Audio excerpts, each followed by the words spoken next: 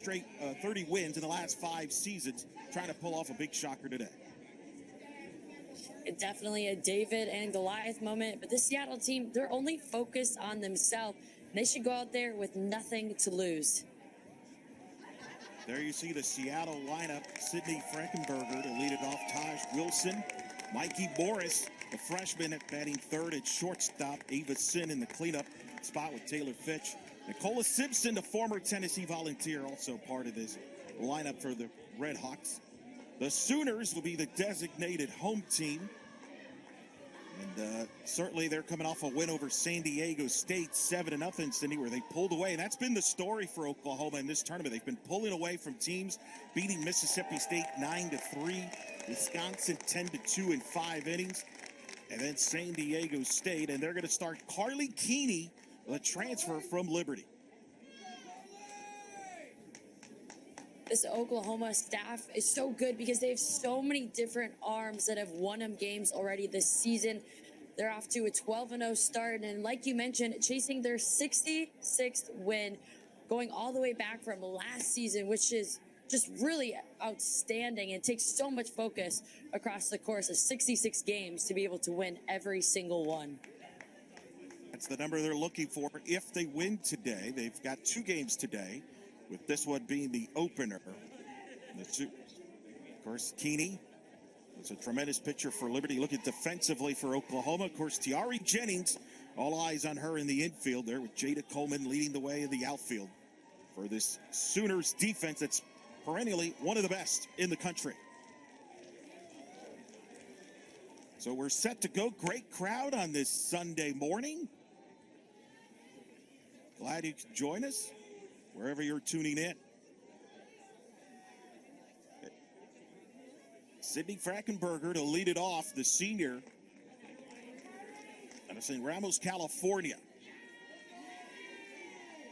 Seattle 1-3 at the Mary Nutter Collegiate Classic. They lost to CSUN 6-4 to lead off this tournament. Beat UC Riverside 6-0 before then losing to Cal and Cal State Fullerton.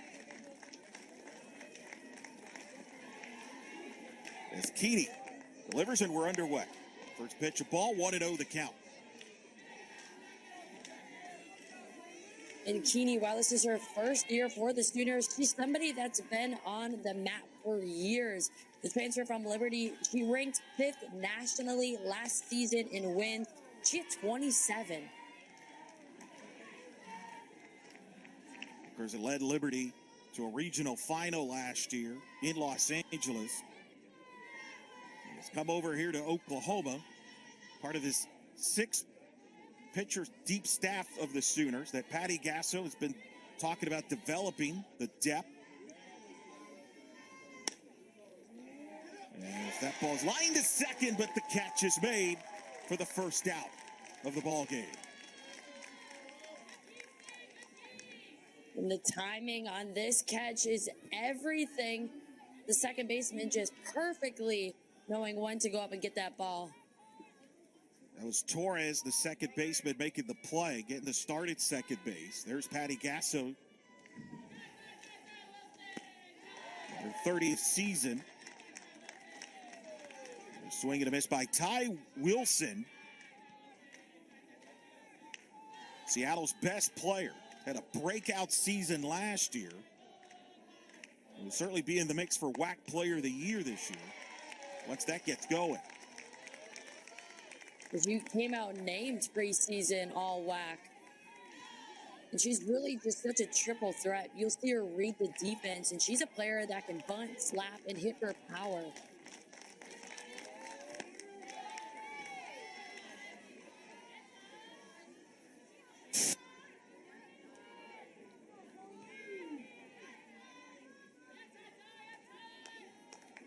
Interesting to see the mindset for Seattle. What an opportunity to play the #1 ranked team in the country.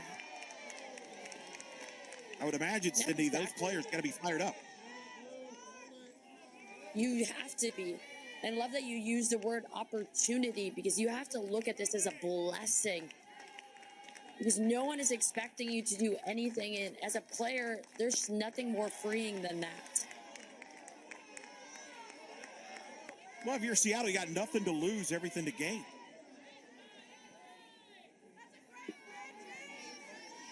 And that's pretty much every team that's facing Oklahoma, which is why Oklahoma, they're just so poised in how they handle this target on their back. Good at bat here by Wilson.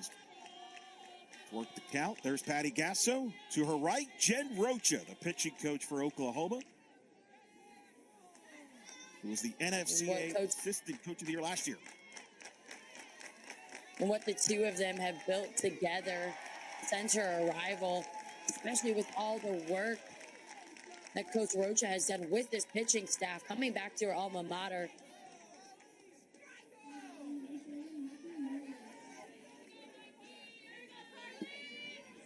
You can see there, Kinney doing what she does best, locating it on that curveball.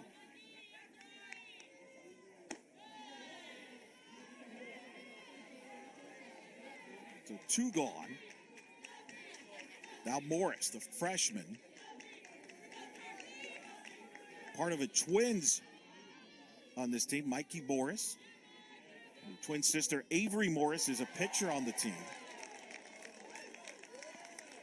Getting a strike.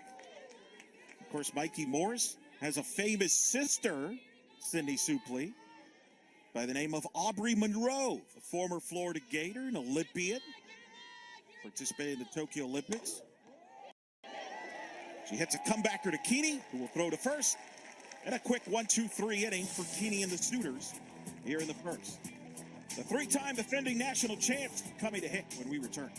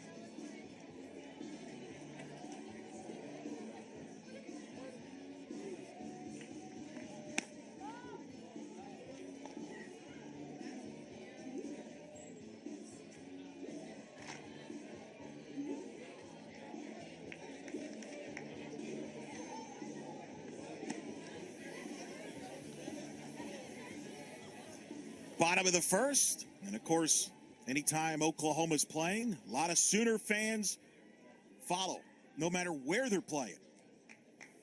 Of course, this dynastic program, Patty Gasso, 30th season, said her team played average last weekend.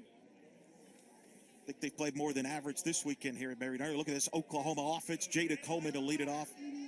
And with the Sooners, Tiari Jennings had a monster game and getting the win over San Diego State. She nearly hit for a cycle, hit a home run, a single, and a double, 4 RBIs in the victory over the Aztecs. First pitch, it's a bunt attempt. Quick throw to first in time. Nice job defensively. And Stephanie Madrigal fielding her own position to get the out. But Coleman looking to change it up. Not a hitter that's known for bunting, especially to start off the game. But Seattle not caught sleeping. Stephanie Madrigal getting the ball, the co-pitcher of the year in the WAC. Gets the ball here for the Red Hawks.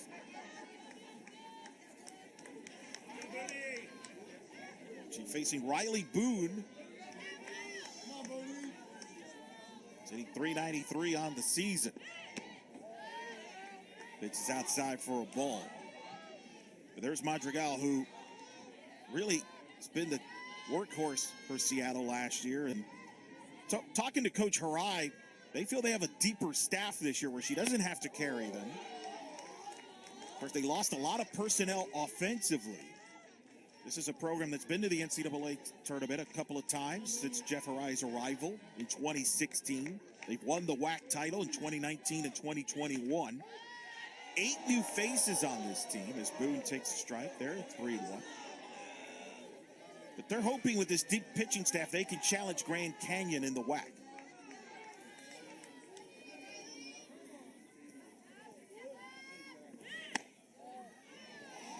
3-1, that's high, ball 4, and a walk to Riley Boone. You can see a little bit of confusion on Madrigal's face. She felt like that was exactly where she located the one before. But it's so important, as you mentioned, that the Seattle team is starting to build a staff. Because she had 36 appearances last season, almost 3/4 of the game. That's a lot of innings on an arm. And you want her to be fresh at the end of the season. First, we're here at Wrigley Field at the Big Leagues Dream Sports Complex at Cathedral City, California. Here at the 2024 Mary Nutter Collegiate Classic. Eric Lopez alongside former 3-pit 10-time champion and World Series participant Cindy Supley, who knows a thing or two about facing Oklahoma. How many times do you face Oklahoma throughout your career? Oh, man, 3 times. First time we went down to Norman, which is a crazy atmosphere to play in, and the way they sell out every single game. People in Oklahoma just love softball, and how can you blame them when you have a team like this squad right here? And then the other time was in the World Series, and then most recently last season at the USA Hall of Fame Stadium. So very familiar with this team. And we were talking about it a little earlier. They're so competitive, and I don't want to talk over that big strikeout right there by Madrigal, taking Brito on that rise ball inside. That ball just spins, a big hack by Brito. Got a little greedy on that pitch. Tiari Jennings swings to the first pitch, grounds to third, a throw to first in time, and Madrigal works a scoreless first.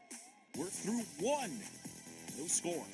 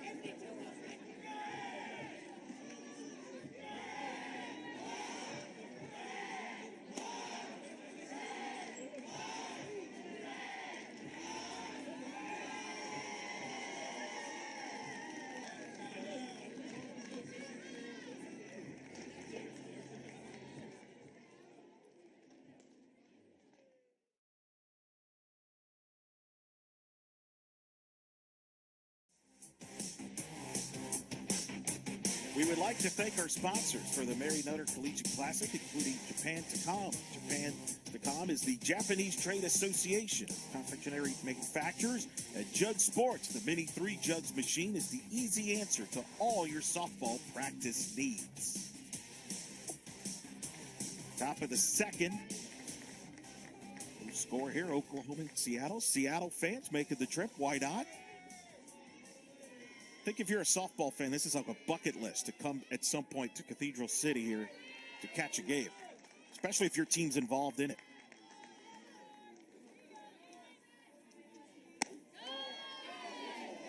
First pitch there's ball.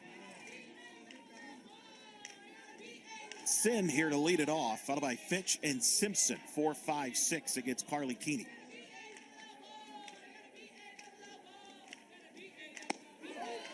The sophomore from Oregon takes a strike, and it's 1-1. Davis Sin, 295 average.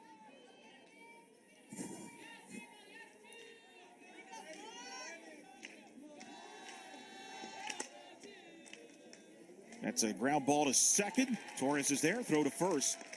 in time to retire Sin. 4-3 on the ground out. One gone here in the top of the second. So one out here in the top of the second inning. Yeah, if you're Seattle, you want to make sure you're set when you're in that box. Sin, that rollover was really created because she rushed herself in that sequence in her swing. Taylor Fitch, the sophomore who transferred from Loyola Marymount, at the plate.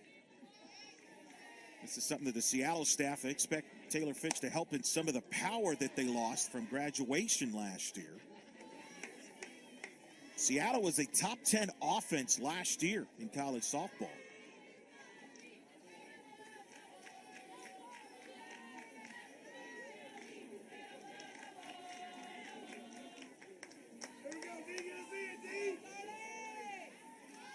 A 1-0 from Keeney. Fitch fouls it off. In talking to head coach Keary about having the 10th best average in all of Division I, he said it really came from them knowing their plan. They work really hard in their scouting, and then they trust it when they're up at the plate. If they make a team decision that they're going to attack a pitcher this way, it's a buy-in 1 through 9 in their lineup.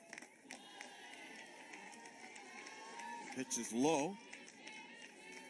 Of course, Jeff Arai's been there since 2016, a former assistant at Washington from 2006 to 2008. Was an assistant at Virginia as well as Oregon State. They've won 30 games or more the last 5 seasons. Yeah, he's really taken Seattle to a new level. Helped them reach their first ever Division I NCAA tournament in 2019. And then in 2021, they grabbed their first win in the tournament. So he has just developed this program to be someone who's recognized on a national level. And Fitch hits a ball to deep right center. That's a base hit. She's rounding first, going for 2. The throw to second is in time. She's out. What a throw by the Sooners defense. Jada Coleman involved there, and the tag was made for the out. Right there, a strong piece of hitting. But Oklahoma, they are just so far in. It goes over the head of Coleman, not expecting that, but able to make the throw in time. And Jennings with the tag. Perfect throw by Jada Coleman. Jennings making the tag. A little over-aggressive there by Fitch. But when you're playing, you're a big underdog like Seattle, you got to be aggressive and take your chances. That ball's fouled off. You do, but that's why Oklahoma is so good, because they can make one mistake and then correct it with a perfect throw and tag by Jennings. Watch how she is able to just understand she needs to put that tag on her foot. It's worth reminding everybody, no instant replay this week. Here's a swing and a miss, and Kinney gets out of the inning. We head to the bottom of the second, still scoreless.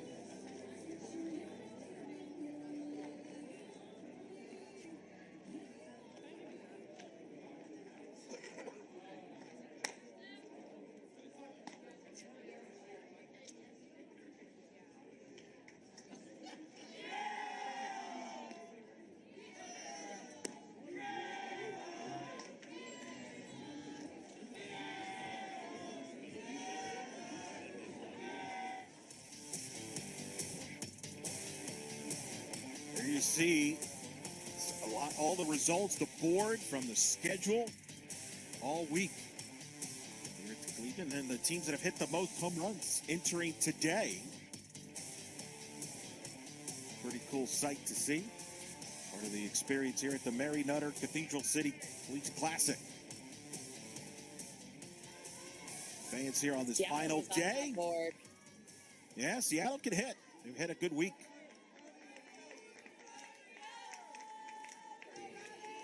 Madrigal back to work here at the bottom of the second.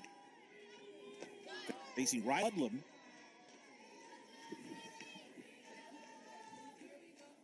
Takes a pitch there. Associate head coach JT Gasso was super impressed with Riley Ludlam coming in the fall. Has had so much success at her prior spot, but yet told Coach JT Gassos, hey, I want to start over. I want to learn everything that you know and make me a better player.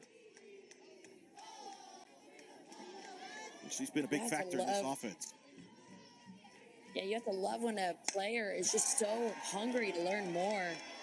And she's hungry for this one. Deep to left. That's gone. Solo home run for Riley Ludlam. And the Sooners get on the board and take a 1-0 lead on the solo homer by Ludlam.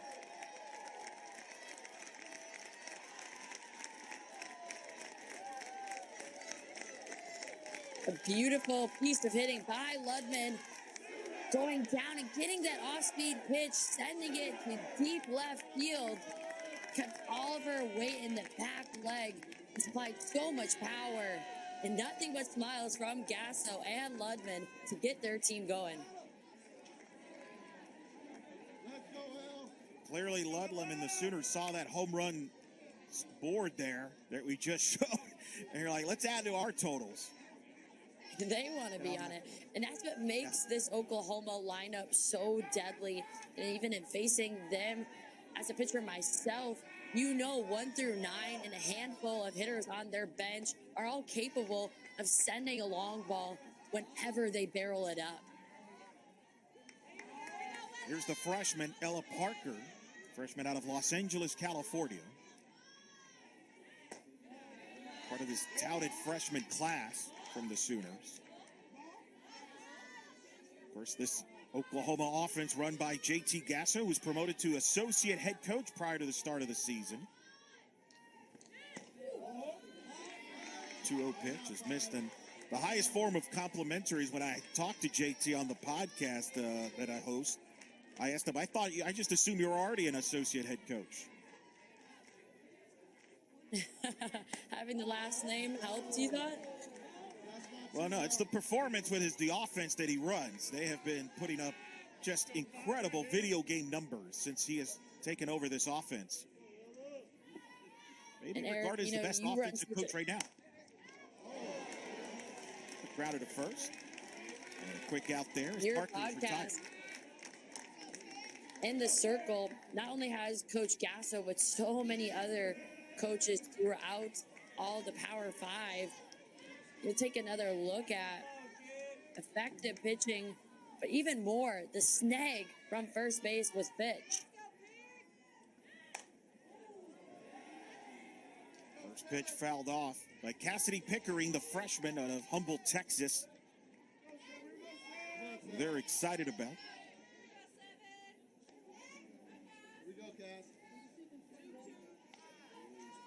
Pickering made her debut with a home run in Puerto Vallarta in her first at-bat.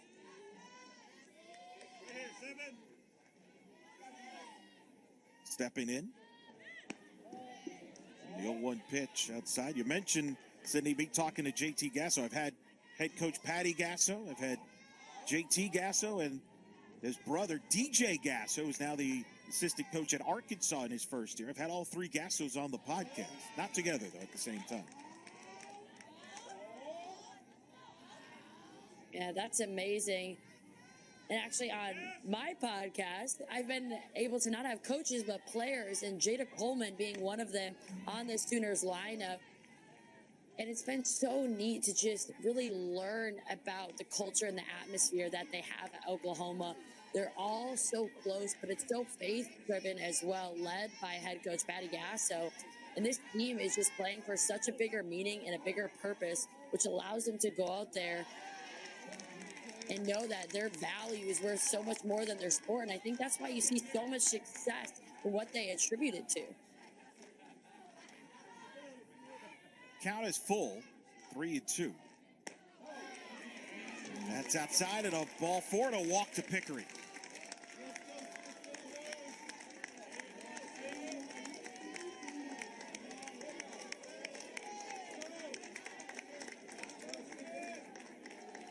Pickering gets on the walk. That'll bring up Sydney Sanders, who's hitting it in the 9 spot today.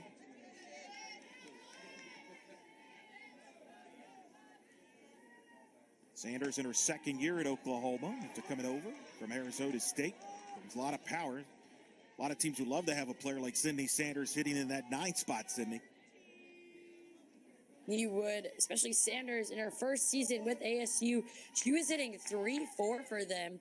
An interesting shakeup in the lineup. Normally you have Boone holding it down in that 9 spot. She's so talented and being able to turn over the lineup, but she's getting an opportunity to be in the 2 spot today. There's a strike. It's 2-1 the count. Madrigal facing Sanders with 1-on-1 out here in the second inning. Ludlam with the solo homer in the inning, giving Oklahoma the lead. Pickering at first on a walk. Sanders gets a pop-up.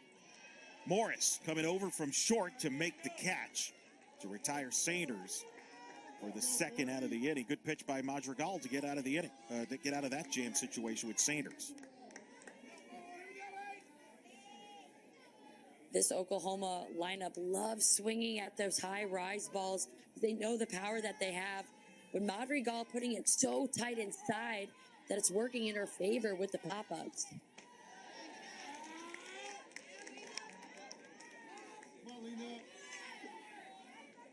Here's Torres getting the start at second base today. Of course, Oklahoma's one of the interesting big decisions they had to make was who would replace Grace Lyons at shortstop. They've moved Tiari Jennings to the shortstop position, and that's created opportunities at second base. We've seen Avery Hodge get a lot of playing time at second base. We've seen Torres at second base. They've played a lot of different options at second. There's a pop-up and a diving catch. What an over-the-shoulder catch to end the inning. Tremendous defensive play. But Riley Ludlam with the solo homer gives Oklahoma a 1-0 lead through 2.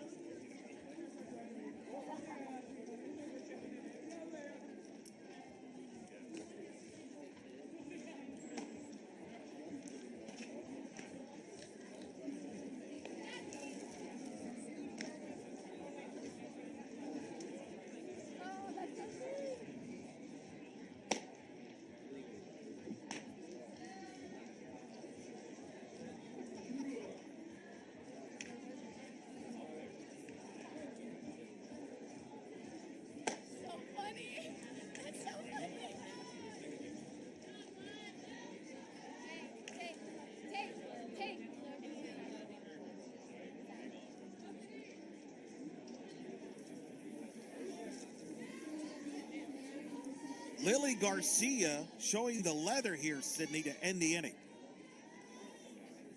That is such a hard play to make. Garcia laying it all on the line for her team.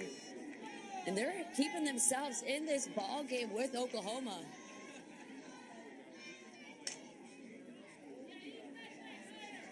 Pitch, and look who gets the lead off. You got Garcia here to lead it off. We're the top of the third inning. Oklahoma with a 1-0 lead.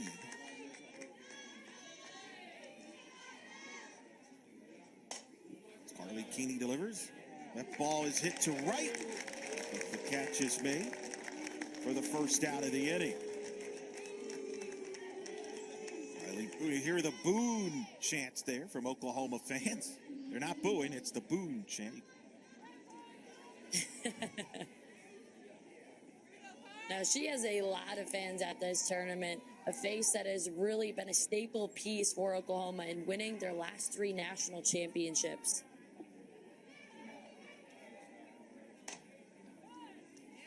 Katie Walling swings and fouls it off, the redshirt sophomore out of San Diego, California. I tell you, this Seattle team, they're putting the ball in play. They're getting their barrel on the ball. You're seeing a lot of foul balls, rollovers, but all of that should just feed them with confidence for their second time through to start adjusting because they're seeing it well.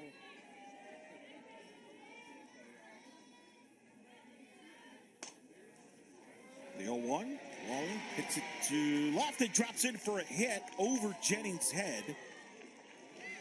And a 1-out single for Katie Walling. Able to stay through it just enough. And that one just finds no man's land behind Jennings.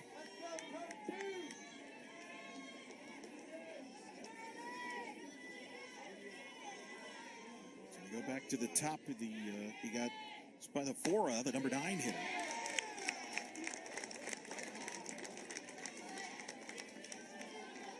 Karen Spythefora, the freshman out of Oregon, getting a chance to hit.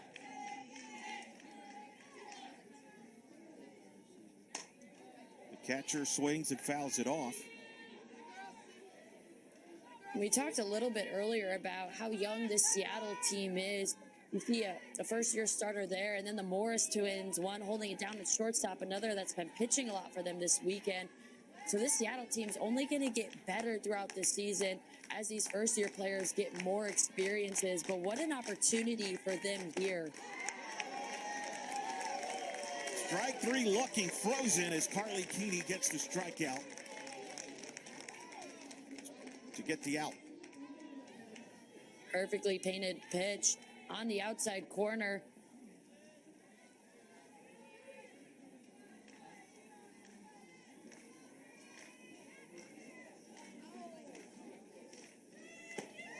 Back to the top of the order. Sydney Frankenberger, 0 for 1. Off to a great start in that leadoff spot, hitting .327 on the season.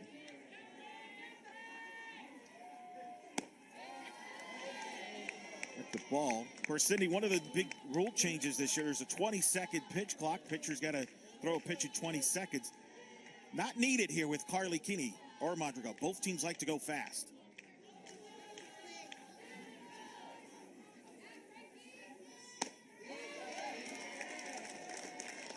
And since there isn't a clock at this tournament, you've actually heard the umpire behind home plate reminding the pitcher and the hitter that they are on this running clock. And once you get into more conference play, you'll start to see a lot of stadiums have an actual clock behind the catcher so that everyone is aware of the 20-second countdown. And really, the reason why it's happening is so that softball can speed up their games and have more opportunities to be on TV. And I just love the response by college coaches throughout the country to be all on board, anything really to help grow the game and have more eyes.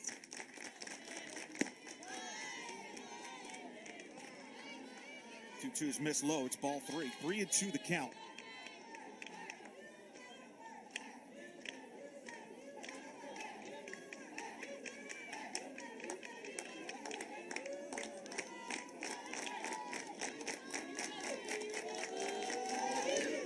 Keeney delivers fouled off.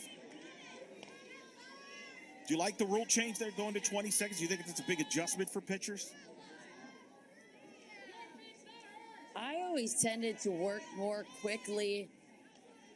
We've seen a few catchers take hard foul tips like that. But I liked working at a quicker pace. I felt like it let me be in control, and as a hitter, they had less control. unless obviously one tried to call time. Then that could be a little bit frustrating as a pitcher. There's the walk by Keeney. And it's 2 on, 2 out here for the Red Hawks. Keeney asking if it was outside, and it just missed about half a ball out. And Seattle working themselves now with a runner in scoring position.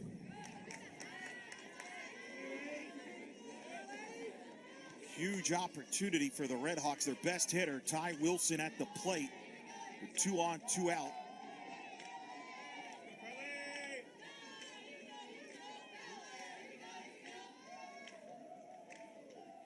Be the best opportunity the Red Hawks get. Swing and a miss. You don't get many opportunities against teams like Oklahoma. When you do, you got to capitalize. And Keeney knowing that and attacking her with her best stuff.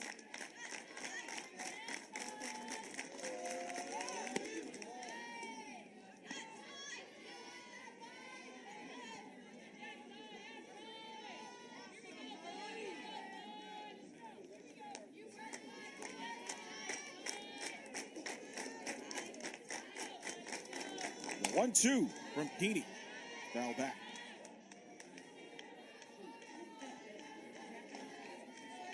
Ty Wilson showing she's getting more on time to that outside pitch. I'll be curious here if Keeney will look to work a different location. She's been pounding out. She mixes it high or inside.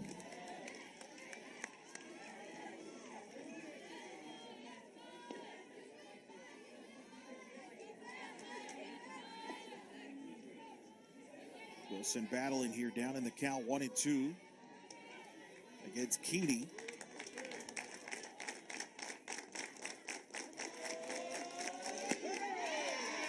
And Keeney gets the corner. Strike 3 frozen, inning over.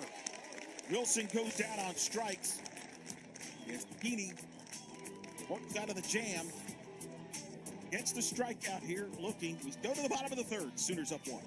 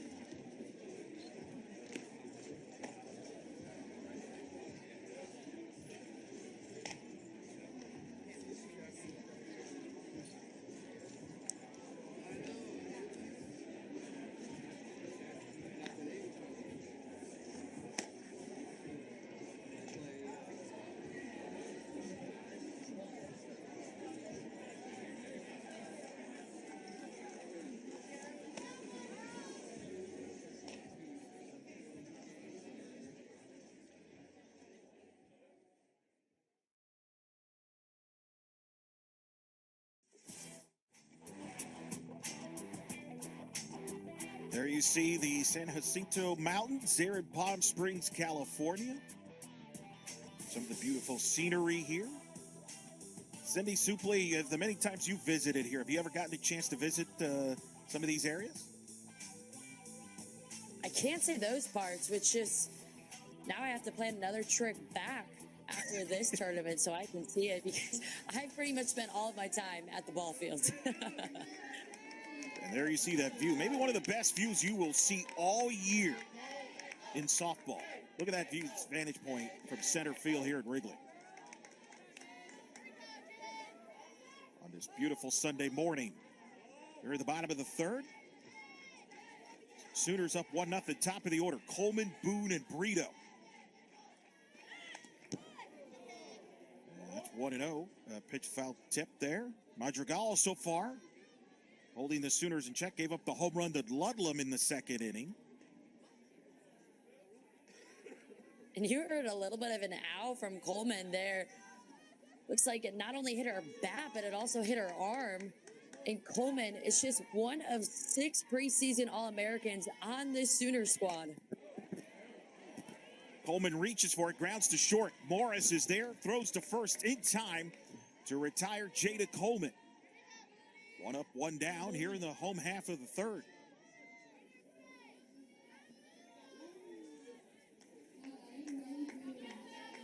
There's Morris. He makes the play. The sister of Aubrey Monroe, who I'm sure is watching back in Naples, Florida.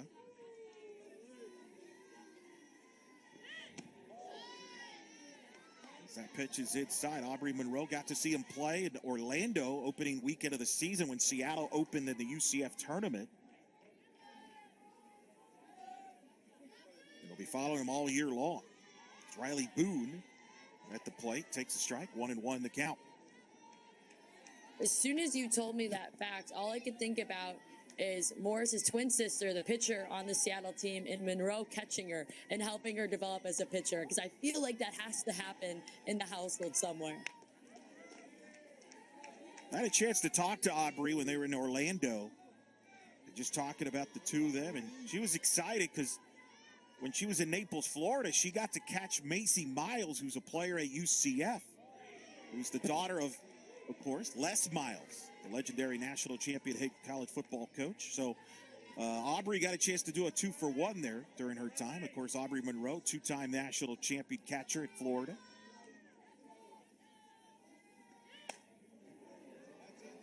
Boone slices one to left, but playable as the catch is made in foul territory for the out. Two gone as Wilson makes the play. And Madrigal so far, Sydney's doing a nice job keeping the Sooners off balance. She has been, especially the second time through, and the tracking there by Wilson. When you're facing this Oklahoma team, every out is so crucial. You don't want to leave any outs on the field, and so far Seattle has been flawless with that. Alyssa Brito takes a strike.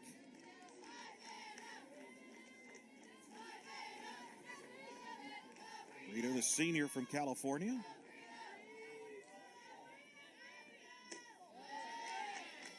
That's outside for a ball. But I would imagine, Sydney, if you're Madrigal, this is a game when you found out you're getting the ball against Oklahoma. There's an excitement level. You're going against the best, right? This is what it's all about. Why you play the game. Grounded to short. And Madrigal works a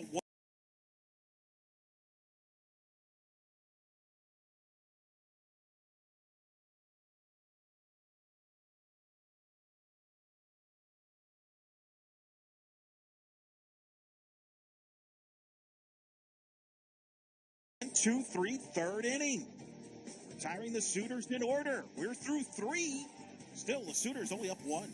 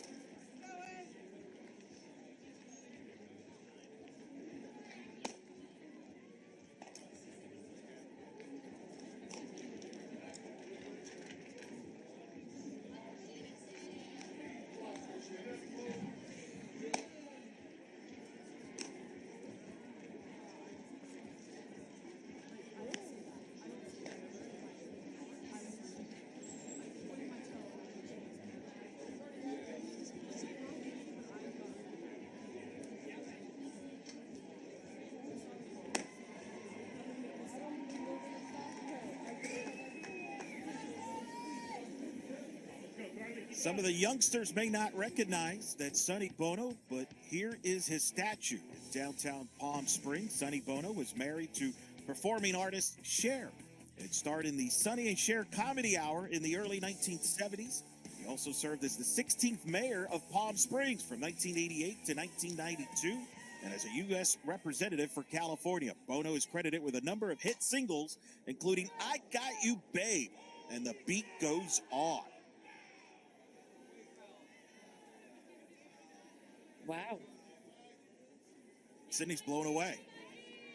I am bringing out all the stars. You know, I can't say I knew much of him. Cher, I definitely did, so that caught my attention. But you have stars on the strip and here on the ball field. Mikey Morris at the plate. Takes a ball, 1-1 the count here. In the top of the fourth here, Sydney Suplee. I think if you would have asked Coach Hirai in the Seattle, hey, would you be okay if you were only down one against the three-time defending national champions in the top of the fourth? I think he would have taken it. Got to be pleased if you're Seattle the way you're playing right now. You definitely do. And you see these hitters starting to make an adjustment. In the third inning, we saw a lot more balls be put in play. But also this Oklahoma team in this tournament has been responding so well late in the game. And Morris with a base hit to lead off the fourth. Mikey Morris with the single, and the Red Hawks get the leadoff runner on. Morris just sending it back up the middle. And this Seattle team is all over anything low in the zone.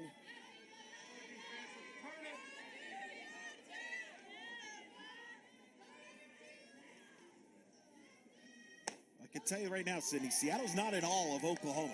They do not look intimidated. They do not look like a team that this stage is too big for them. They're playing with confidence right now.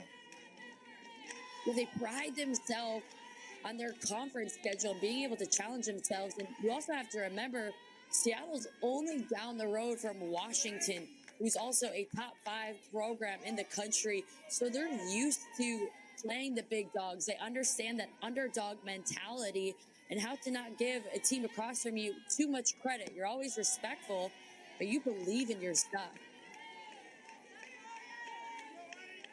Avison at the plate. Seattle arrived to the Plex here, to the stadium, in minivans.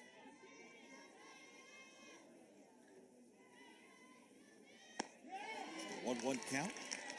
That's a strike. They're into this game. They play with a lot of energy here. They definitely are. And it's funny you mentioned the minivans. I saw a few teams posting pictures where it almost seemed like because it was Sunday, their team buses had to go back. And there was multiple teams traveling in divided minivans. It's something you don't normally see. This was around 7 a.m. Pacific time. Seattle arriving. Getting ready for this big opportunity. An opportunity of a lifetime. The payoff pitch. Then swings and misses as Keeney gets the strikeout. One gone here in the fourth. Keeney, this is one of her best pitches. She's able to ladder out. And the way she's able to slice that with her right hand with enough tail going off to the right. So not only is it dropping, but it's also falling out the table to the right. Taylor Fitch now at the plate, fouls it off.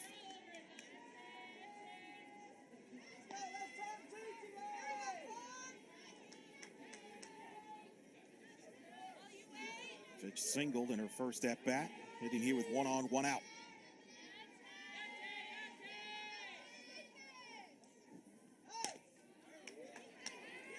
Again, Fitch fouls it off.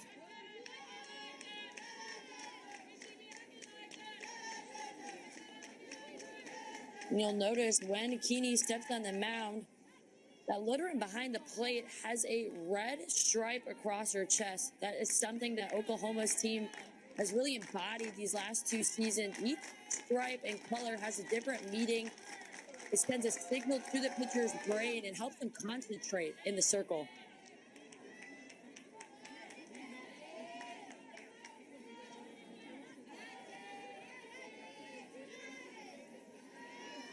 Fitch down in the count, 0-2 here against Keeney.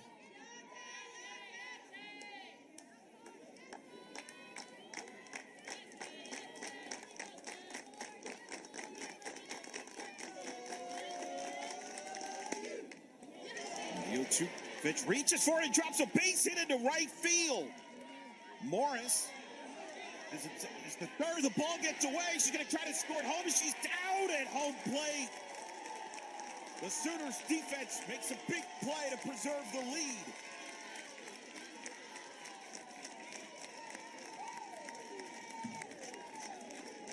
Going down to get that 0-2 pitch. And Seattle was aggressive on the bases earlier, got him in trouble. And then once again, the runner from first will go all the way home. And a big play. She is out, but not really much of a path for her to slide into. Almost wonder if that could have been an obstruction as well by the catcher.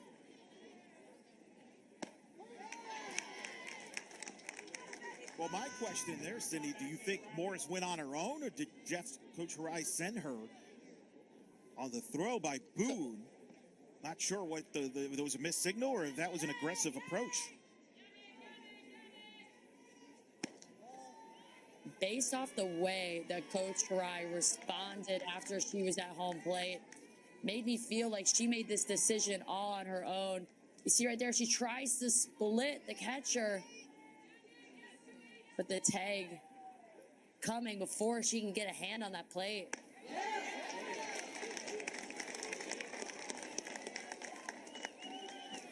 Because that would have made it first and third, one out, if you hold Morris at third. But then again, when you're as significant as an underdog as Seattle is, sometimes maybe you go for the juggler. I'm all for pushing the envelope, especially when you talk about the probabilities in this game. But Seattle, they're swinging a nice bat. It's not like you're seeing strikeout after strikeout. They're putting the ball in play. So I would rather take my chances on first and third than putting the ball in Oklahoma's hand, who has shown they can put together good relays. Nicholas Simpson, the former Vol, fouled it off. Keep in mind, Morris is a freshman. Easy to say that from the booth, right? But you've been a player. You know that sometimes that anxiety, the excitement, the emotions when you're playing a team like Oklahoma, maybe sometimes you tend to try to do too much, perhaps. But again, give credit to Oklahoma for executing the play. Ludlam made a nice tag there at catcher.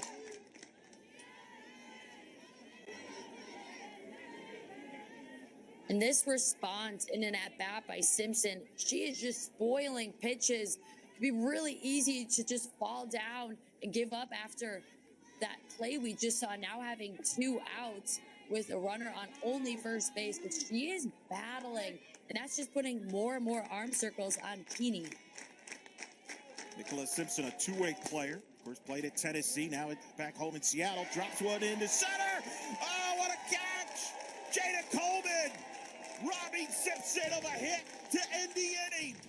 What a play by the All-American Coleman. Are you kidding me? The Sooners defense comes up big again. As you look at Simpson's ball and Coleman, vintage Jada Coleman, robbing Simpson of a hit, sends us with the Sooners up 1.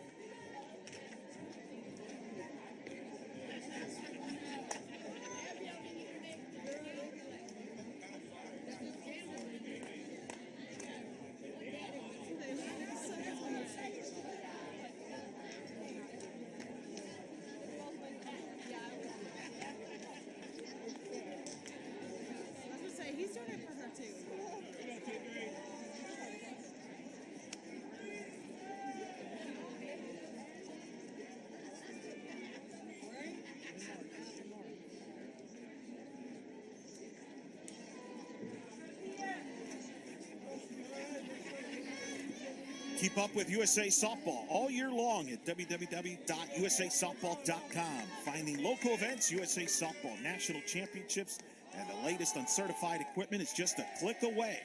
Are you a top 12 and under player? Sign up and try out for the USA All-American Games.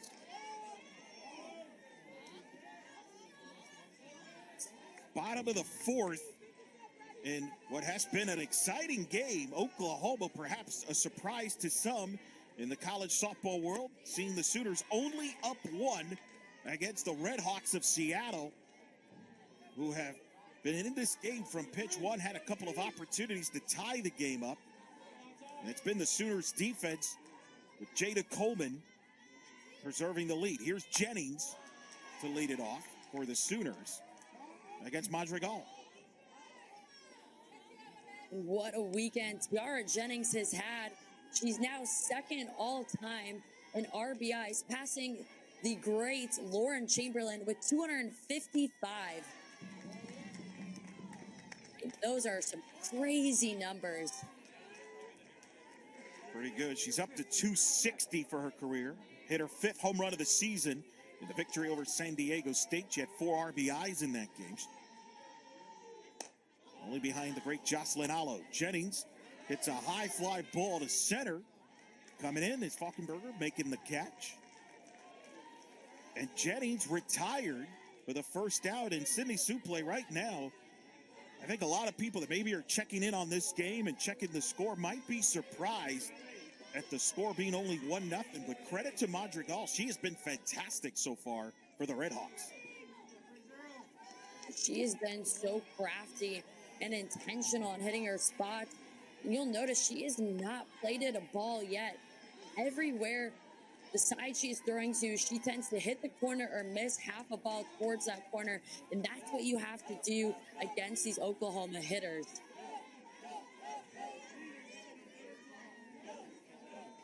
Riley Ludlam, who's the difference in the game right now, takes a ball. It was Ludlam who hit a solo homer in the 2nd inning. That's been the only offense to this point in this ball game.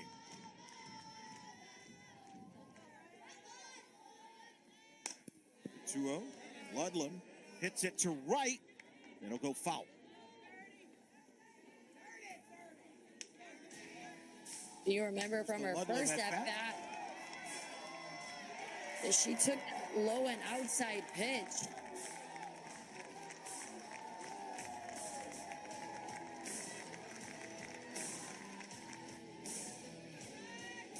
That's been the scoring in the game. The 2-1, the top high 3-1 the count.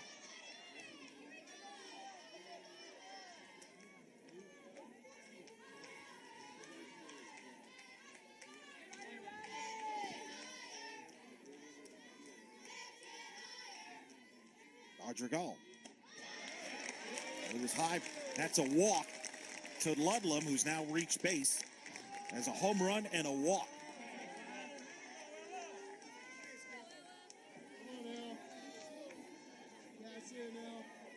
You could tell Madrigal went 2 back-to-back rise balls for the first time this game. She wanted to be very intentional how she was pitching that batter, but now she'll have 2 freshmen in the lineup. And even though they're first years, they have come on so strong these last 2 weekends. Been a big part of this lineup. And Oklahoma always does such a great job of putting underclassmen in positions just to grow throughout their career. Ella Park, who takes outside for a ball.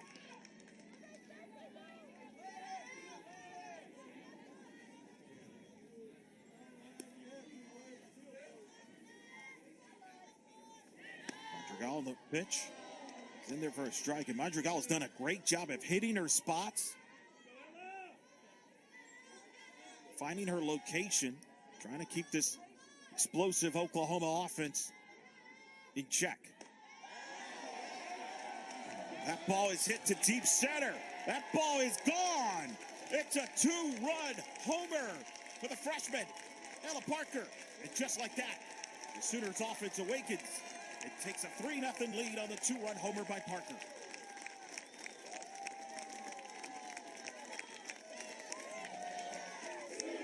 And the freshman so strong already. Both of those home runs comes on low pitches that they absolutely golfed. And this is where the walk comes back to bite you. It could have been a solo home run. Now is a 2-run homer, and you're down 3.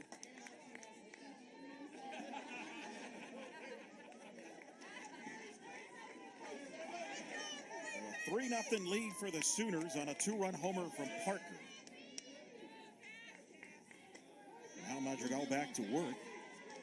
That wasn't a bad pitch at all from Madrigal. Just tip your cap to Parker. No, but Oklahoma's a team that they will hit home runs on pitches that aren't just strikes. Out of the zone, up, out, and down. I think one of my favorite videos came out last season, and it was a compilation of all of Oklahoma's home runs.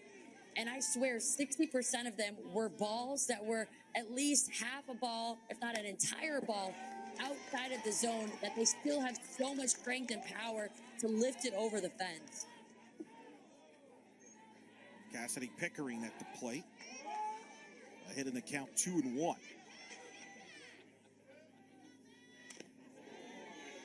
It's fouled off.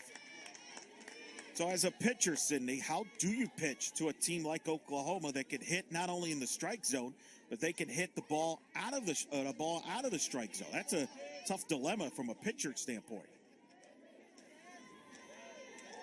That's where you have to really maximize and focus in on changing the eye level and off speed. You understand this Oklahoma team is going to put the bat on ball, but how can you force weak outs? An easy ground ball, a rollover, a weak pop-up. That's what you're looking for, is pitching to effective contact. Pickering gets a base hit into left field. And the Sooners offense now perhaps starting to awaken after the 2-run homer by Parker. See right there, so patient in her approach, just able to take her time on that outside pitch. You have to let that ball get deeper with it being so outside. She does exactly that.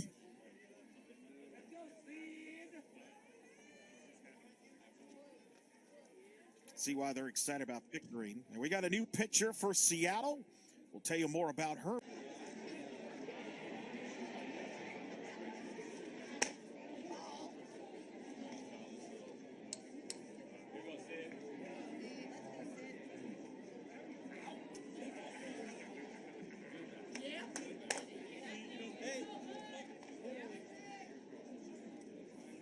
New pitcher for Seattle, Avery Morris, the lefty freshman out of Henderson, Nevada. Getting a chance to get the ball here. Of course, her twin sister, Mikey Morris, the shortstop. She gets the ball here from Madrigal. There's the twins.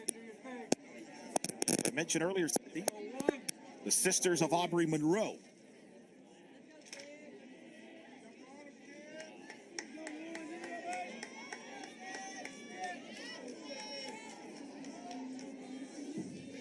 Got the Morris sisters. Of course, now Aubrey Monroe saw them in Orlando. Going to follow him later in the season. As first pitch is in there, outside for a ball.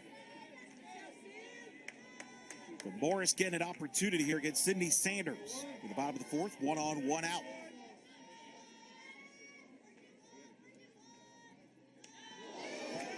And that one hits Sanders. So Sanders gets on a hit by pitch. And it's 2 on, 1 out here in the fourth. As you look at the pitch there, Sanders right by the elbow. So Avery Morris now in this opportunity. The pitch is a ball, 1-0 the counts. Torres, who is 0 for 1 at the plate. Hannah Core is the pinch runner at second base. And that pitch is away for a ball.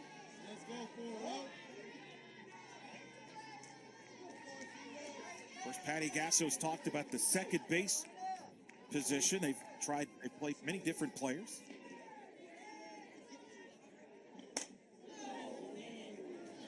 Torres hits a high fly ball to left, but playable in foul territory as the catch is made. Tagging from second to third is Core. She's in there. Both Sooner runners advance. It's second and third with 1 out. Look at the Sooner base runners, how quick they tag quickly.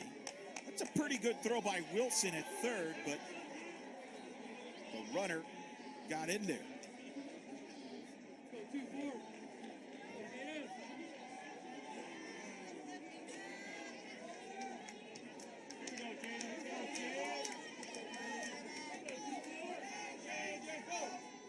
Now Jada Coleman at the top of the order.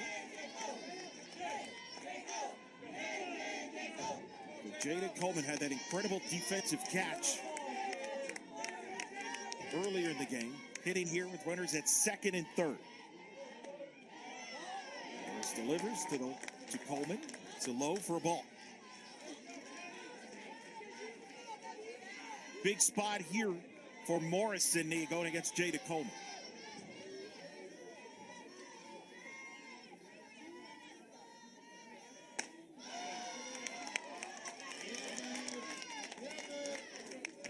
And this is one way you're going to learn as a freshman in this big moment right here. Do you step up and elevate your game to face one of the best hitters in the country, Jada Coleman? You know you also want to be selective on where you're placing it. I love the challenge pitch there by Morris. Come on, Jada. Come on, Jada.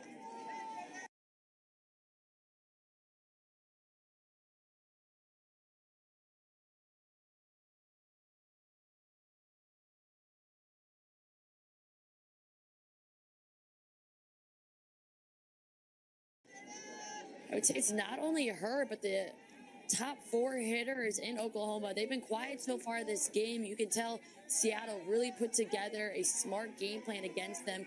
And the damage that's been done has been 5 through 9.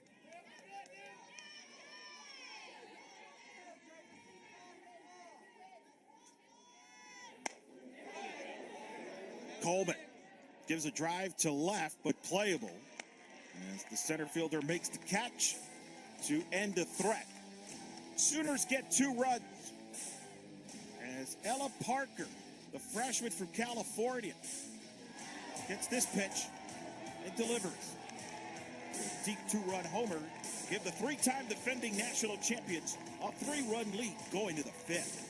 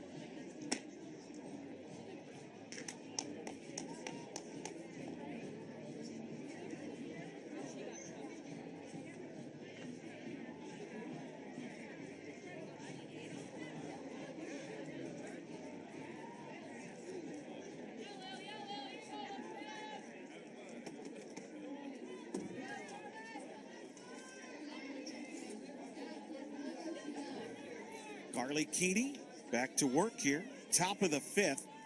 Sooners with a 3-0 lead. Lily Garcia to lead it off. Here for the Redhawks against Keeney. First pitch fouled off. 0-1 the count. Cindy Supley, what have you seen from Carly Keeney here so far in this ballgame, who quietly here has been tremendous while the Oklahoma Bats have been slow to get going? She's held the Redhawks here scoreless with some help from her defense. You've seen her give up a few hits, but she has just been so tough when they've been able to get people on base. And that's the sign of a good pitcher, is when you can really elevate your pitching. When runners are on base or even in scoring position. But for Keeney, it's her east to west movement that's really keeping her effective against the Seattle hitters. Slice foul.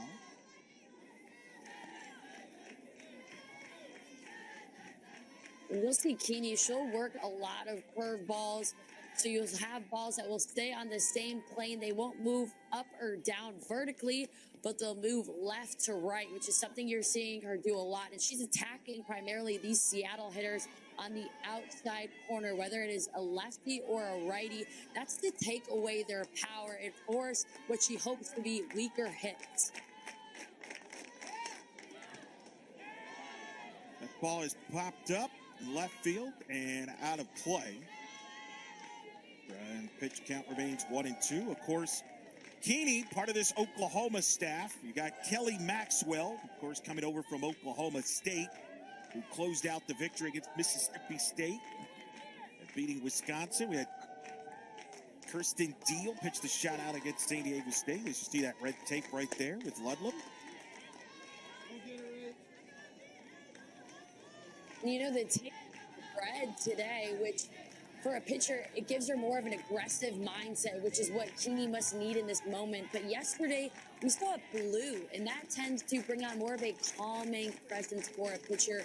Oklahoma is so intentional, so creating an environment for whatever pitcher is on the mound to be one that they can really be successful in. We saw them start that last year with Jordy Ball, who went on to be MVP of the Women's College World Series, and it's something they've implemented now for all of their pitchers. Keeney, as Garcia fouls it off. Well, you mentioned Jordy Ball. Of course, that's the big storyline at Oklahoma.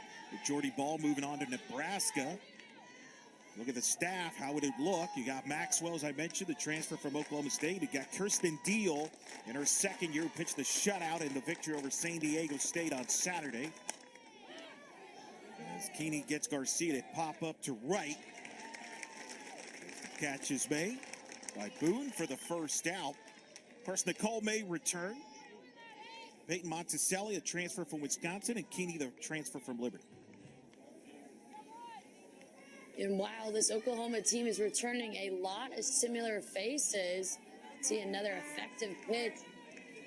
And just that movement causing these Seattle hitters to be just underneath it. But while they're returning a lot of players, their staff is very different than you've seen last season and the seasons before. They have 6 pitchers on staff. 3 of them, as you mentioned, Eric, are transfers. So they're having to learn each other and what works well quickly. Well, 1-0 is fouled off, and Patty Gasso has said in her talking to the media, they want to develop these 6 pitchers. There's Deal, who was fantastic in the win against San Diego State. I talked to the Oklahoma radio voice, Chris Plank, before the season, and we both agreed Deal could be the wild card in this staff. She was one of the top players coming out of high school, could be the future of this staff. But Patty Gasso believes the future is now, and she feels that if they can have these 6 arms, S.J. Guerin, who redshirted last year, that's going to be a challenge for opponents to face them, and figures they're going to need the 6 pitchers in a deeper Big 12 this year. And as they want to make a run at a 4th straight national title. It's a ground ball to short. Jennings to first in time to get the out. 2 up, 2 down. We've talked about a lot of pitchers on their staff, but the one that I want to pay love to is Nicole May. And she is the one consistent face that through every single one of their championships has been there. And she's just a pitcher who I feel like is underlooked a lot, not necessarily this season, but in prior years. And she's somebody who has allowed them to get so many of their wins and put other pitchers in a situation to throw in that national championship game because she won the games leading up to it. You'll see Coach Jen Roach coming out. Yeah. Yeah, and she's the reason why this pitching staff has developed into what they are today. Her ability to be able to bring out the best in so many different style pitchers is what I respect about her the most. She doesn't try to change a pitcher. When she comes in, she understands they have their strengths, and she just wants to enhance that. developing this pitching staff. And Sydney, let's talk a little bit about Oklahoma and what they're going to be facing once they get into Big 12 play. I mentioned it talking to JT Gasso, the associate head coach prior to the season. He feels this is the deepest, most challenging year the Big 12 has had in a while. You and I got to see Baylor last night, got to call their back-to-back wins over UCLA and Missouri. They've got tremendous arms with Crandall and Binford, who is fantastic, and Orm. You got Oklahoma State, Lexi Kilfoyle, who beat Florida earlier this week, as you see Nicole May right there. You got Texas, who's off to a fantastic start. Well, you and I got to see them in Clearwater last week. This might be Mike White's best team. You've got teams like UCF, Sidney Ball Malone, with a lot of the veteran players that are part of that super regional team. So the Sooners in their final year of the Big 12, they're going to be tested more than they have in recent years in the Big 12. As Patty Gasso comes out, and that might be it for Kinney. Yep, usually we get the pat in the back, Sydney, right? That means it's the end of the day for you as a pitcher. It's a good job. Now it's time to hand the ball off to another pitcher. But as you mentioned, just expanding the conferences, it's just going to open up the field for anybody. Oklahoma was chasing their 66th straight win. It'll be really interesting if they can keep that record through the lineup that they have that is so lethal. And we watched Baylor. They're such a gritty team. We'll see another pitcher coming to the circle, Peyton Monticelli.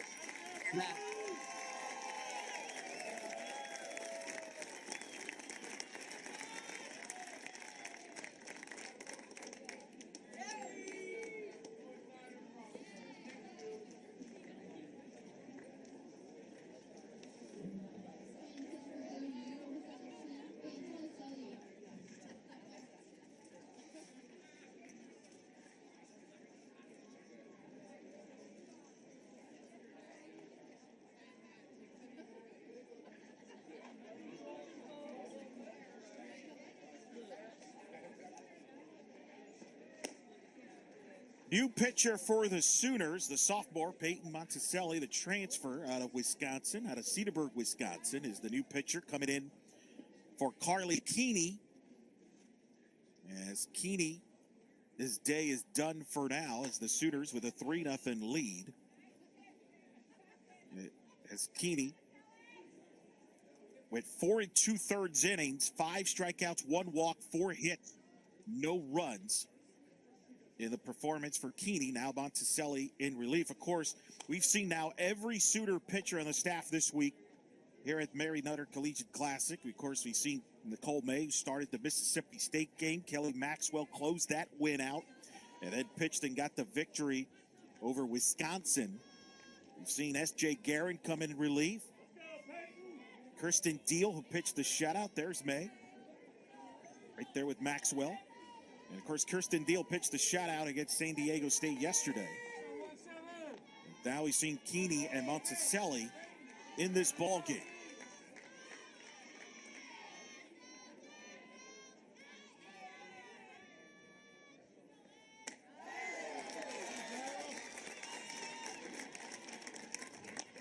And there's Sophia Kissling is the pinch hitter, the freshman out of California. Getting an opportunity to hit here against Monticelli.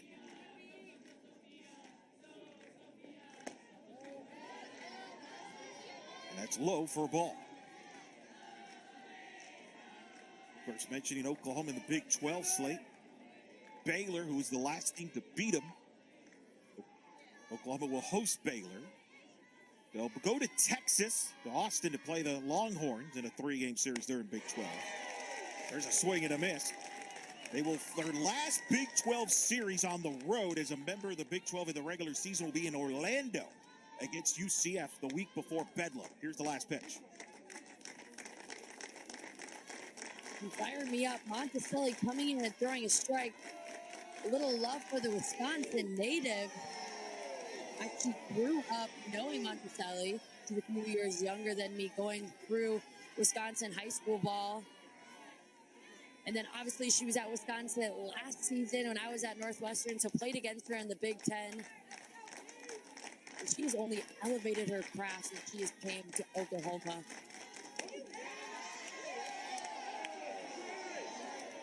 just missed inside for a ball.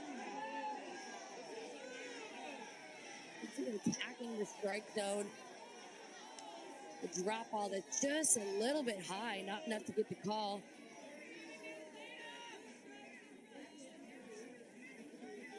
A lot of Sooner fans making the umpires voice their hearing their displeasure on that last pitch.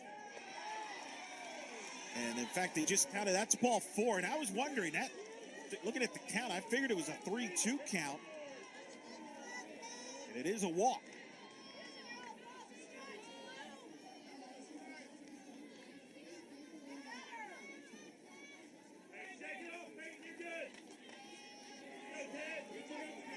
Sure, if the umpire lost track of the count there momentarily. But nonetheless, Kinsling gets on. So 1 on, 2 out. Pitch is low. So I'm going to have to start calling you Miss Wisconsin. I feel like you know everybody that's from Wisconsin. We were talking the other day about Chloe Evans, the UCF outfielder whose family's from Wisconsin. You know everybody. You have to, you have to support your home state. And for Wisconsin, there's not many of us who come out of there and are playing Division I. So that's why we all kind of stick together, champion one another. We want to see that become more prevalent with years to come. And I think we're starting to see the tides turn a little bit and more players get developed throughout the state. 2-0 is looped, but right to Jennings. He makes the catch to retire the tie. We head to the bottom of the 5th. The Sooners up 3.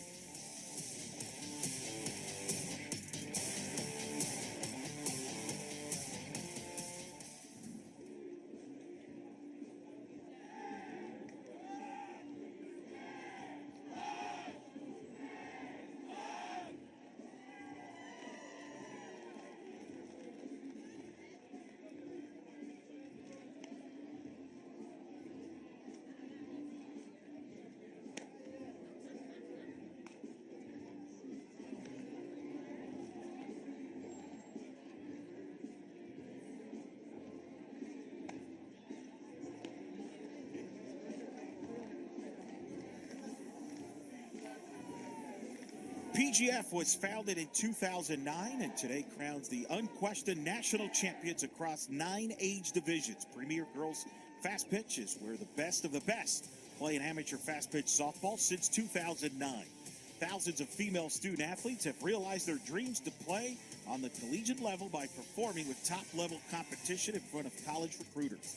PGF produces hundreds of tournaments and showcases each year across the country, including the PGF High School All-American Game, unanimously considered the highest individual honor in youth fast pitch softball. Premier Girls Fast Pitch, the future of the game is here. Hashtag play PGF.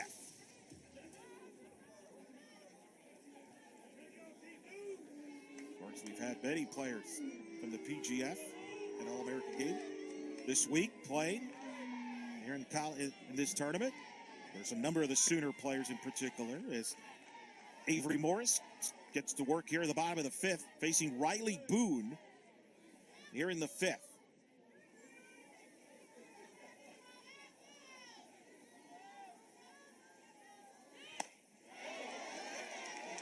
And Boone gets a base hit off the fence to the right field.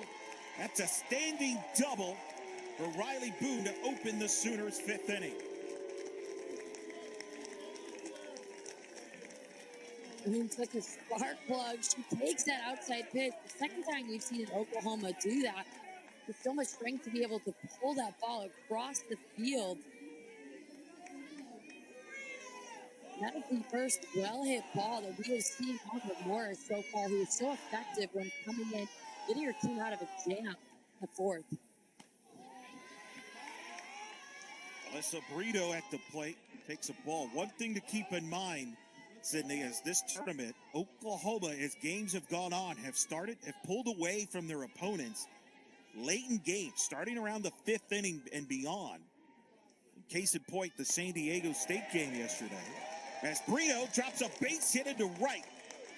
Boone will come in and score And it's an RBI single by Alyssa Brito. And just like that, Oklahoma extends their lead to 4-0. And this is the difference between the two teams. When you have a well-hit ball to the outfield, it's how quickly can you get it in. The right fielder, she fields it cleanly, but the speed of Boone and just the strength in an arm, Oklahoma is safe for Seattle was thrown out. Sometimes that little part of the game is such a difference maker, and how effective and quickly can you get in a relay from the outfield to home plate. Come on, Tia. Tiari Jennings now at the plate. Runner at first and nobody out. Sooners up 4. Morris. The 1-0. It's a strike. And as I mentioned, Oklahoma, you look at the San Diego State game, it was 2-0, and then Jennings hit a two-run homer, and the Sooners started to pull away and won 7-0. Similar against Mississippi State. They're able to Wonder if you're Seattle here, if you're on the ropes. You very well could be, and it's because of the emotional maturity that this team has. They're not frustrated with themselves if they don't get it their first, second at bats. They just constantly are working to make adjustments, and it's what allows them to thrive at the bottom half of a game. And if you're Seattle, you're just trying to eliminate the damage, stop the bleeding.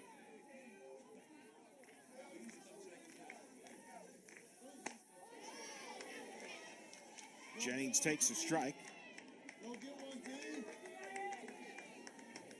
Jennings grounded out to third in the first, flew out in the 4th inning.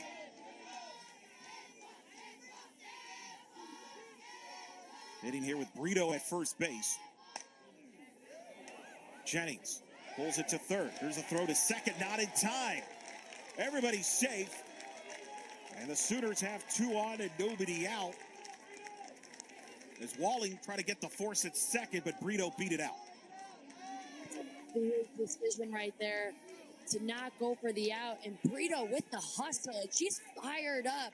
She knew that was going to be a bang-bang play. And it started with a good jump off the bag at first. But anytime, like I said earlier, you cannot leave out on the field against this Oklahoma lineup. Ludlam at the plate, homered back in the 2nd inning and has walked. And Walling there thought she had a better chance to get Brito at second than Jennings at first. Didn't work out for her. Ludlam fouls it off. What you typically see from this Oklahoma team is if you give them an inch, they'll take a mile. That's why, as an opponent, you want to be so crisp and clean. When you force a hitter like Tiara Jennings for a ground ball, you want to get the sure out.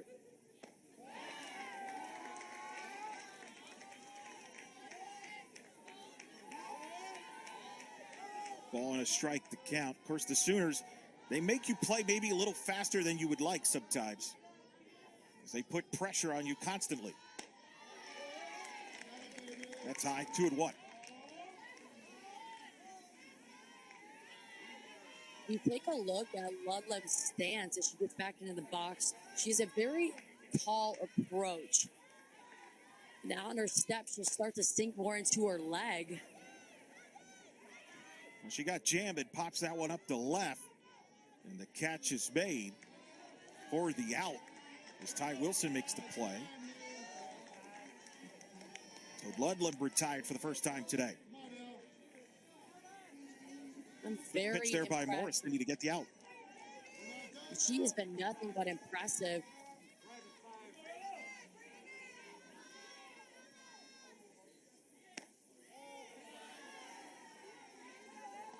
Now Parker, who hit a 2-run homer in her last at-bat, gave the Sooners a 3-0 lead. The freshman from Los Angeles.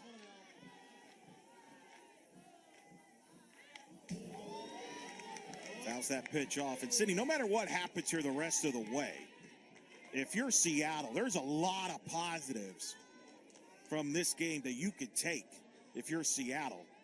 That certainly has got to give you confidence moving forward, especially when you get into the WAC conference. The way they've represented themselves here today.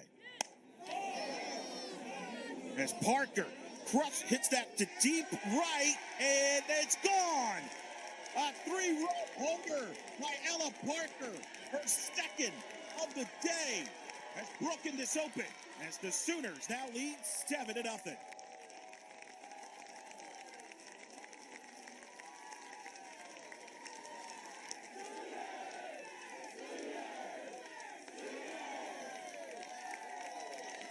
Parker, the second time today, she's just able to extend through that up pitch and keep her barrel going as it rises. She clips it perfectly. And so much talent by the first-year hitter. She is going to cause major damage, not only this season, but in all 4 of her years to come. And that's why Seattle, you can't leave extra outs on the field. Not against this Oklahoma team. They're so good the 3rd, 4th time through.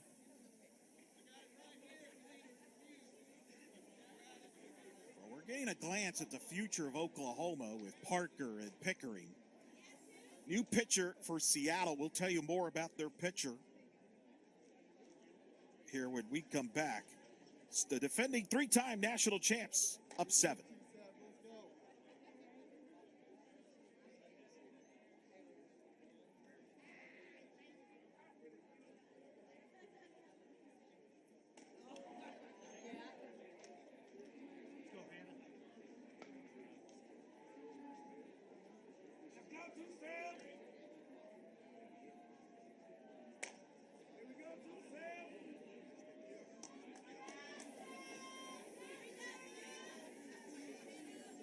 It's 8 after 5, yeah. It's just so we're all...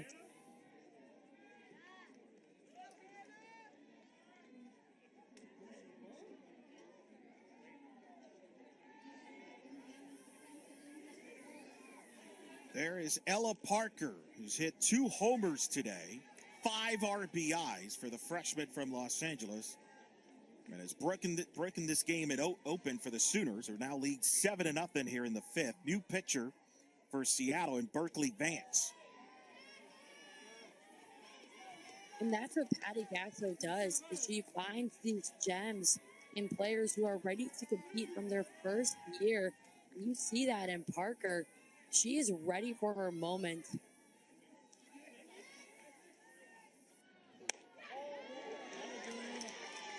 Outside for a ball. Of course, the Sooners up 7 here in the 5th inning. Core, who pinch ran earlier, getting a chance to hit. He's ahead 2-0. Gets jammed, pops it foul. And of course, should the Sooners score another run in this inning, this game would end. Remember, got the run rule where a team is up 8 runs or more after 5 innings. When the trailing team has had 5 official at-bats in the innings, game would be over. But Cindy, just like we've seen this tournament, Oklahoma pulling away from their opponents late in the games. You know, the teams are matching with them for 3 to 4 innings, but then Oklahoma turns it up a second gear late in games. And that's what makes them so good, is their ability to fight late and keep that focus. But also it's their adjustments at bat to at bat. You saw the top half of the lineup. They didn't really get going till their 3rd time through. And again, it's not getting upset by it. It's just learning. And that's what this Oklahoma team is so good at, that growth mindset. They call it the championship mindset. It's really what's allowed them to be so successful. The big walk right there coming into a game. Hannah Core not trying to do too much. It's important to note that this lineup, too, they don't have some of their normal starters like Kinsey Hansen. And that just shows how deep they are to bring players off the bench who are ready to compete right when they step on the field. Sanders now to hit with 1 on, 1 out. Sanders gets jammed, pops it up, and the catch is made by the catcher, by the Fora, for the out. Of course, reminder, leading softball brands, Eastern and Rawlings, have all new Ghost Advance and Mantra Plus bats. And do you want to increase your bat speed, reduce tension, and take your game to the next level? The Airwave Performance Mouthpiece delivers these benefits and more. Check out the Airwave. You see right there. Great insight. Earlier in this game, Eric, we looked at the home run leaderboards, and Oklahoma wasn't on it, but after the 3 this game, they're starting to inch their way up. I think they were feeling a little left out on the list. No doubt 3 homers in this ball game. Lilio, the pinch hitter, number 43, getting a chance to hit here. With a runner on and 2 out. That runner at first would represent the game-winning run. Let's see Lilio. Coach Patty Gasso and the Sooners trying to get as many players some playing time. Of course, they got another game after this.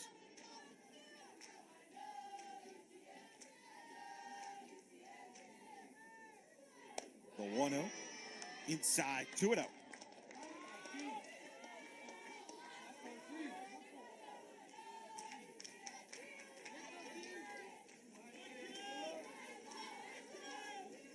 Oklahoma will take on LMU after this. There's the 2-0. In there for a strike. It's 2-1. That's a nice pitch by Vance. Probably my favorite one she's thrown so far. You tell she has confidence in throwing it. She has to remember not only is she coming into this game, but so are these pinch hitters. So trust your stuff.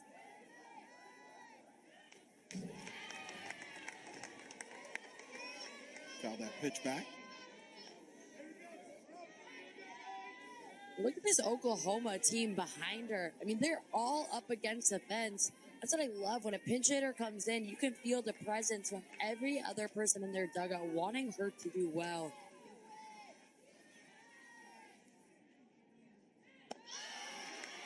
That pitch was high. Cindy, I just want to confirm that plane we just saw taking off, that's not your flight, is it? No worries. I did not miss my flight. Okay, very good. I've cut a few close, but never missed one.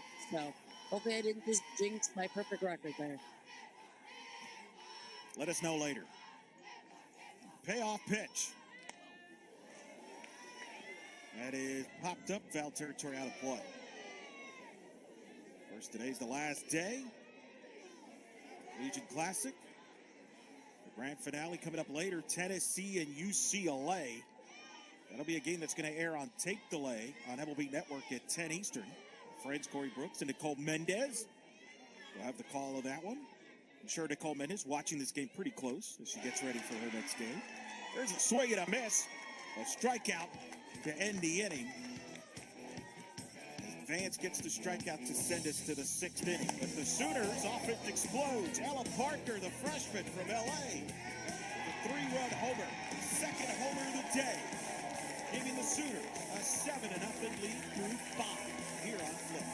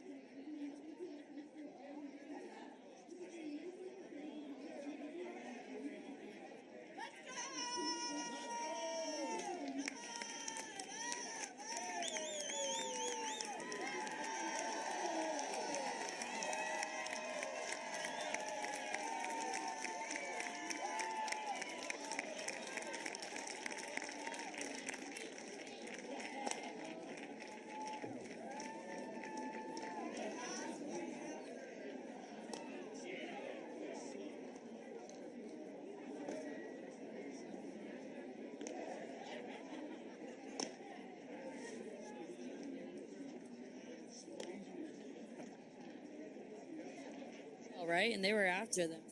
Well,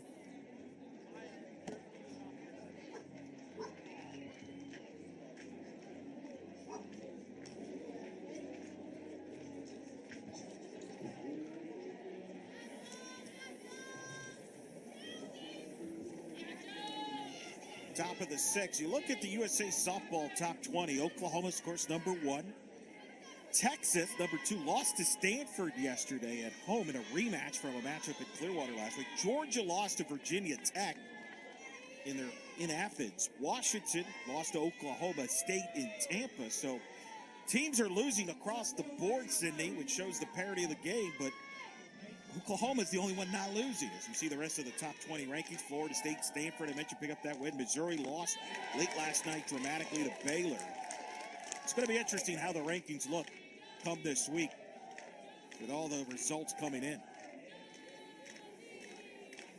And only Oklahoma, they're the guaranteed one who's not going to move. But for the rest of them, you've seen UCLA. They had 3 big wins, and then they dropped one yesterday to Baylor, who they're a team that is going to really move up in the rankings. Like you said, Eric, it's going to be so interesting, and I am not jealous of the committee right now who has to go through this weekend of so many ranked games and readjust where this lineup will be. Of course, you saw Mississippi State there. They lost last night to Fresno State in an upset, and that's one of the unique things about the Mary Nutter Collegiate Classic is some of the upsets and teams making a statement. You saw that from Cal State Fullerton the last couple of years, and then this week in particular, beating Tennessee. LMU's had a good tournament. It's fascinating and statements to be made. Monticelli ahead 0-2. Here at the top of the 6th inning, facing Brooklyn Jones, the sophomore from Washington. Here in the 6th inning. Sooners looking for their 66th straight win. Watusa swing and a miss and a strikeout to start the 6th inning for Monticelli. Monticelli, after working heavy drop, comes back upstairs with that rise ball. Very sharp, and she is known for her passion. You can see the energy she brings on the field after that strikeout. Nothing but smiles. You have to love when a pitcher comes in with that much fire to close this game. Mikey Morris now at the plate. Morris grounded out in the first, singled in the 4th.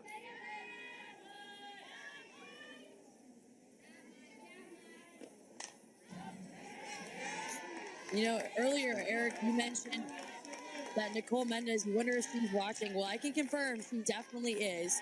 We have one of Oklahoma Sooners national champions on our very own broadcasting team this weekend. It's been fun listening to her insights. She'll be on later today. Monticelli really whipping the ball there. I love that shot that we just had.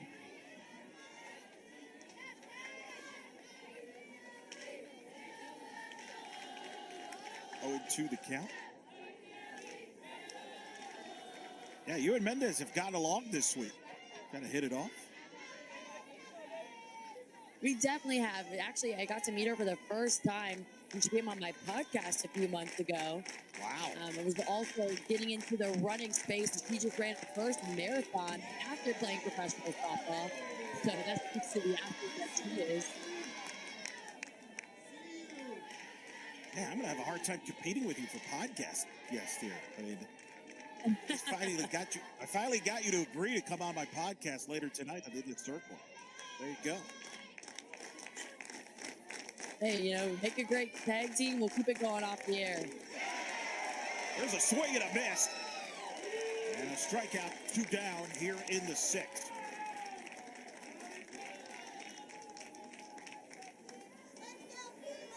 Monticelli has been so sharp since she has stepped into this game. That time with the drop ball.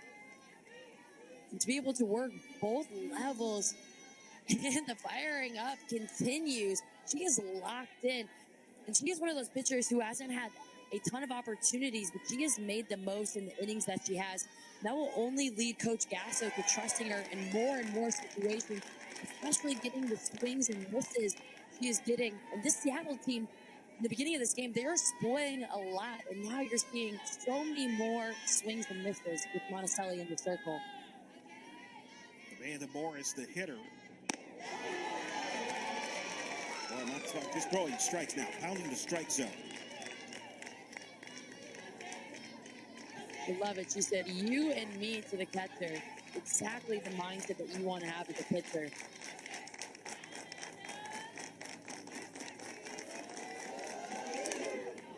0-2, fell back. For Cindy, we've seen now all 6 Sooner pitchers in this tournament. What's your big takeaway from seeing the 6 Sooner pitchers? There's so many eyes watching Oklahoma and how will their pitching staff look with not just Jordy Ball moving on to Nebraska, but remember Alex Dorocco graduating, who's now also in the media doing radio shows in the local Norman, Oklahoma area. Many people wondered how this staff would look.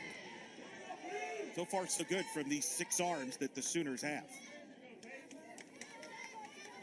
Without a doubt. And I think you see they all bring such a different approach and spins. And so they're going to be able to work very nicely together.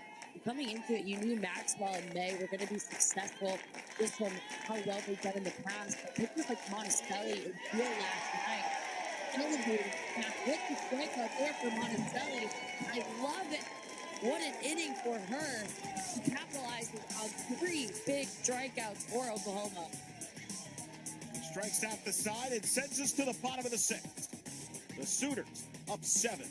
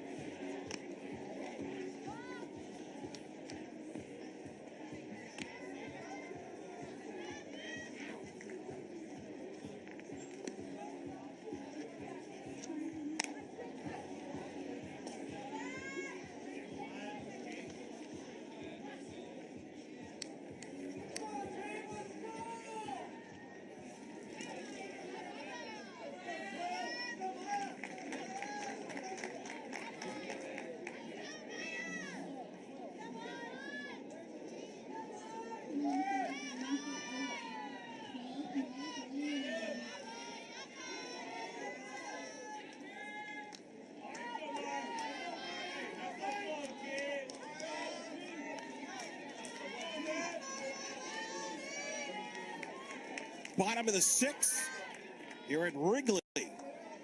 Sooners up 7. Looking for their 66th straight win. NCAA Division I record. That first pitch up and in, ball 1. 1-0 the count. As Oklahoma going to their bench here with a pinch hitter.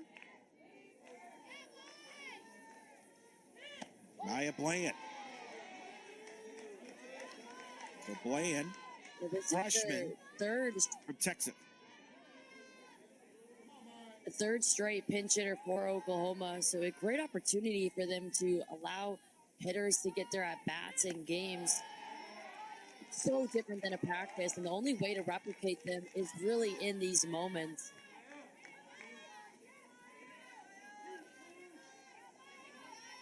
Bland ahead in the count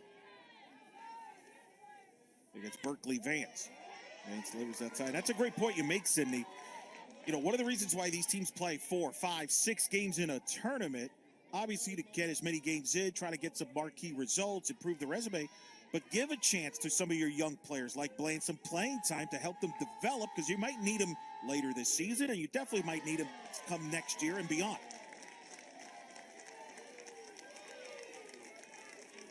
You will, and I think that's something that Oklahoma has brought them so much success, is they develop their younger players, so when they have a big graduation turnover, even though they're starting for the first time as sophomores, juniors, or seniors, they come in so competitively ready. And that's just hats off to Coach Gasson. I'd say UCLA does the same thing, and that's why those are 2 premier programs year after year.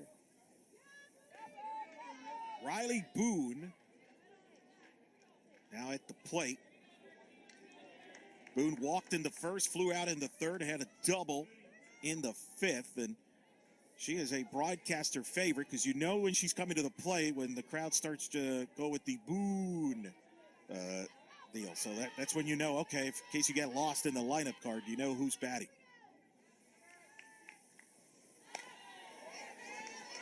Boone slaps it. Come back here there. The throw to first, not in time. Vintage Riley Boone. She beats it out, and the Sooners have 2 on, nobody out with the winning run at second base. And Boone, after the power earlier today, she lays down a slap. She beats at the hustle on that long stride, almost has her tripping at the end of it. It was a well-fielded ball by the pitcher, but just the speed. And Boone, she's one of my favorite players, not because of the cheer, but for the way she competes on every single play, whether it's in the box or in the outfield. She just brings so much life to this Oklahoma team. Alyssa Brito fouling the first pitch off. Brito off to an incredible start this year, quietly putting up big numbers for the senior from California. Hitting with 2 on, nobody out. That's outside for a ball. And again, if the Sooners score in this inning, this game will end via the run rule. And the team is up 8 runs or more after 5 innings or more.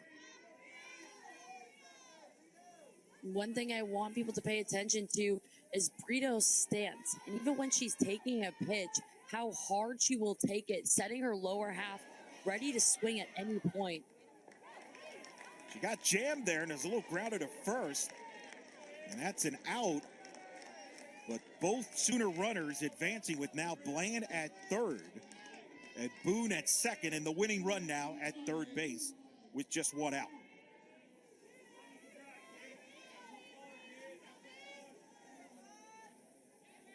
It looks like the Sooners. As a defense, you have to believe that they're crashing right now in this moment.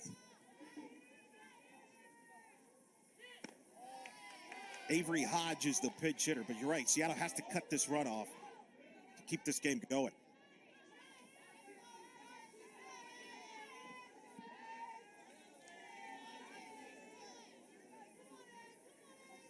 There you see Bland at third. The 1-0 to Hodge. Inside, ball 2. Hodge, one of the many players, the sophomore from Texas, who's starting at second base. Part of the luxury, Coach Gasso likes the depth and the flexibility that she has in the middle of the infield. Moving Tiari Jennings to short, taking over for Grace Lyons, who's one of the greats at the shortstop position. The 2-0 to Hodge is a strike. It's 2-1.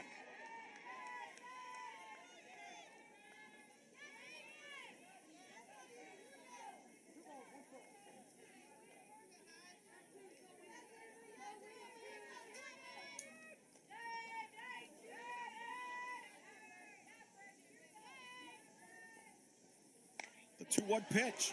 Hodge tries a bunt. It's a squeeze play. The throw home, not in time. Bland scores, and the Sooners win it 8-0 in 6 innings, extending their NCAA record to their 66th consecutive win and improved to 13-0 on the year with an 8-0 win over a very gamed Seattle team. Although, hold on, the umpire are going to look at it. Let's take a look.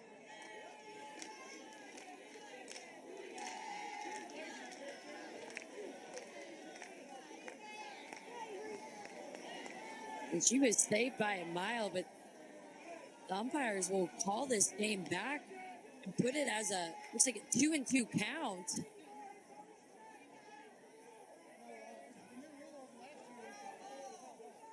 Interesting. It looks like they're calling it a foul ball. I wonder if she was out of the box that they're saying. Might have been out of the box on the bunt.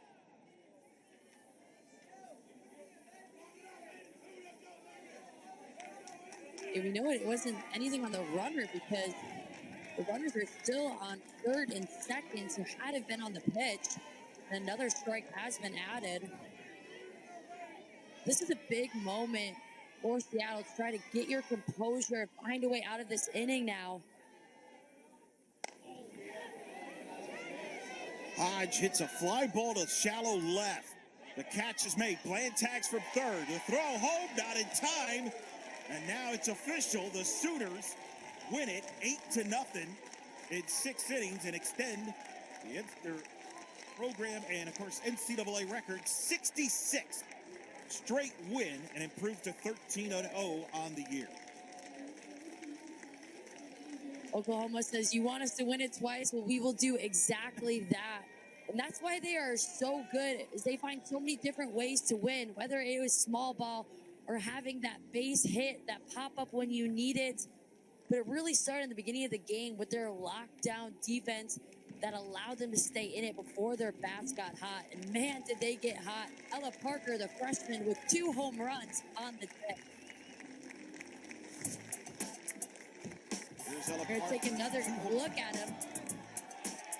You can tell on the low pitch, she gets the home run, and then she comes back with just as much power on an elevated pitch as well. And that's what makes her so